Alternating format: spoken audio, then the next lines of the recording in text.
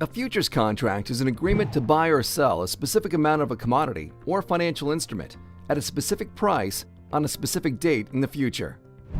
To help you understand why businesses and individuals trade futures, let's examine how futures contracts can be used, the key components that make up a contract, and how much it costs to trade a futures contract. One use of a futures contract is to allow a business or individual to navigate risk and uncertainty. Prices are always changing, but with a futures contract, people can lock in a fixed price to buy or sell at a future date. Locking in a price lessens the risk of being negatively impacted by price change. Let's look at how this might work for businesses using the coffee industry as an example. If the price of coffee beans goes down, it's good news for coffee shops, but bad news for coffee farmers. However, if the price of coffee beans goes up, the tables turn. With coffee bean futures, both coffee producers and coffee users are able to lock in prices ahead of time. Now, let's look at how this might work for individuals. Say you're looking to buy a new home in a year, and you're afraid interest rates might rise and increase your mortgage payment. You can offset a potential interest rate increase by trading interest rate futures, such as the 30-year U.S. Treasury bond or 10-year Treasury note, depending on your time horizon. A second use of futures contracts is to allow traders to speculate on the price movement of commodities, currencies, stock market indices, and other assets. For example, consider the fluctuations in the price of a commodity like gold.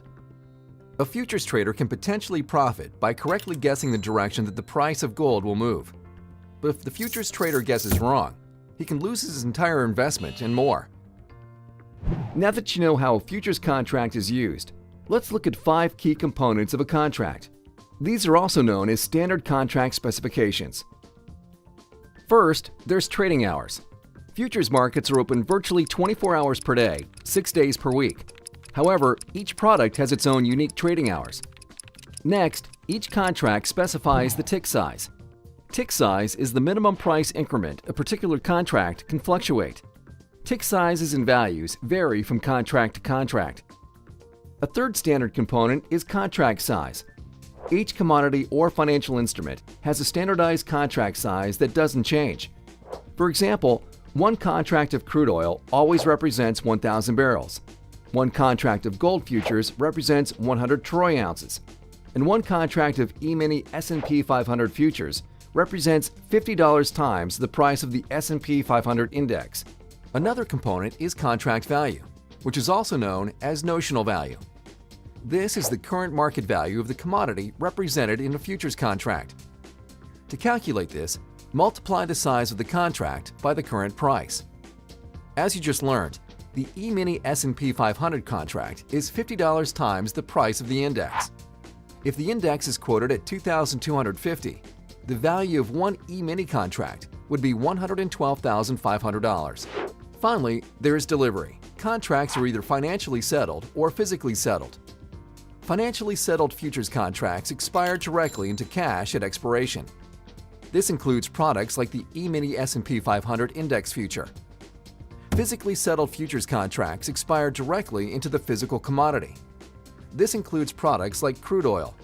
For example, anyone long a contract in crude oil at expiration will receive 1,000 barrels of crude oil. However, don't be worried about 1,000 barrels showing up at your front door. TD Ameritrade Futures and Forex LLC does not allow clients to take physical delivery. You are required to close the position before the delivery date, and if you don't, it'll be closed for you. You can find more information about contract specifications on the TD Ameritrade website. Now, to understand how much it costs to trade a futures contract, let's look at an example. Suppose a crude oil futures contract is trading at $50. At this price, 1,000 barrels of crude oil would cost $50,000. But a trader doesn't actually have to come up with this amount. With a futures contract, a trader could control the $50,000 worth of crude oil with just a small deposit.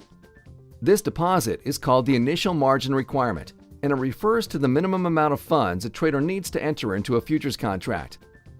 The initial margin requirement is set by the exchange and subject to change, but in our example, we'll say that to purchase one crude oil futures contract, the trader had to put up $3,000 for margin to control nearly $50,000 in oil. As you can see, Futures can allow you to leverage a relatively small amount of capital to control a larger underlying asset. Because of this leverage, small changes in the price of the underlying asset have a much larger impact on the futures contract. Keep in mind that although leverage allows for strong potential returns, it can also result in significant losses. And if losses are substantial, you will have to add more money to cover losses. Now you know how futures contracts can be used, what the contract specifications are, and how much a futures contract costs. If you're interested in learning more about futures, it's important that you expand your investing education before you make investments. But we're here to help. Visit the TD Ameritrade website for more helpful resources and to continue learning.